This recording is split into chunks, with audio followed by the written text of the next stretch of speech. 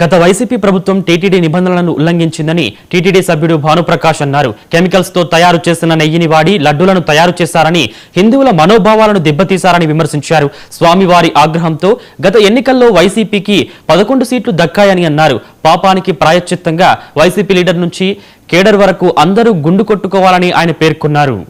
బ్రహ్మాండ నాయకుడు, కలియుగ ప్రత్యక్ష దైవం, కోట్లాది మంది హిందువులకు ఆరాధ్య దైవమైనటువంటి వెంకటేశ్వర స్వామి క్షేత్రాన్ని తమ సొంత క్షేత్రంగా మార్చుకుని తిరుమల తిరుపతి దేవస్థానాలని 2019 నుంచి 2024 వరకు దురదృష్టవశాత్తు ఆంధ్రప్రదేశ్ రాష్ట్ర ప్రజలు ఏం పాపం చేసుకున్నారో టీటీడీని జగన్మోహన్ రెడ్డి దేవస్థానంగా మార్చుకున్నాడు. టీటీడీని జగన్మోహన్ రెడ్డి దేవస్థానంగా మార్చుకున్నాడు.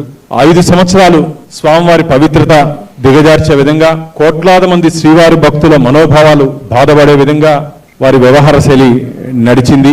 మొహమ్మద్ గజని ఏ విధంగా అప్పుడు దండయాత్రలు చేసి హిందూ సాంప్రదాయాల్ని, హిందూ దేవాలయాల్ని కొల్లగొట్టాడో, మహమ్మద్ ఘోరీ ఏ విధంగా వ్యవహరించారో అలాంటి పాలన ఆంధ్రప్రదేశ్లో జరిగిందని చెప్పి భావిస్తున్నాం. ఒక హిందూ వ్యతిరేక ముఖ్యమంత్రి కోట్లాది మంది హిందువులకి, సాంప్రదాయాలకి వ్యతిరేకంగా వారు వ్యవహరించడం జరిగింది. ఆంధ్రప్రదేశ్ రాష్ట్రంలో కొన్ని వందల దేవాలయాలు దాడులకు గురయ్యాయి. దేవతా విగ్రహాలు చెయ్యి ముక్కు నరికివేయడం జరిగింది. పవిత్ర రథాలు దగ్నమవ్వడం జరిగింది. అఖిలాండ కోటి బ్రహ్మాండ నాయకుడు, కలియుగ ప్రత్యక్ష దైవం, కోట్లాది మంది హిందువులకు ఆరాధ్య. సంగారెడ్డి జిల్లా తెల్లాపూర్లో హైడ్రా అధికారులు